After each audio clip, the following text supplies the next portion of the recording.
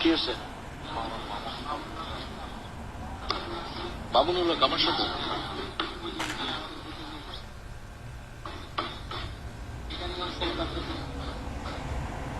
আমাকে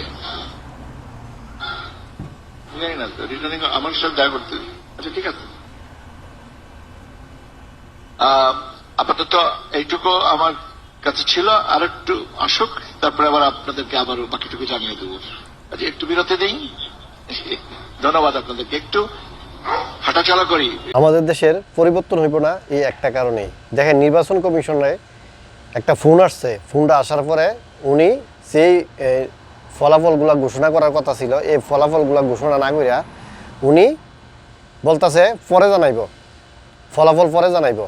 এই যে মনে করেন ইঞ্জিনিয়ারিং করছে, তো মানুষে কষ্ট করে ভোট দিছে, আর এরা ইঞ্জিনিয়ারিং কইরা আরেকজনের ফাঁস করাই দেয়।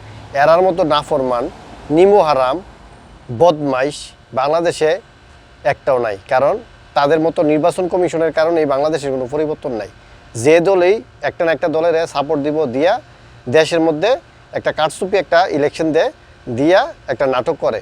ফাঁকের থেকে বাংলাদেশের হাজার হাজার কোটি টাকা নির্বাচনের জন্য খরচ করে বাংলাদেশের জন্য কোনো লাভ নাই। বাংলাদেশের জনগণের কোনো ভাগ্য পরিবর্তন হয় না।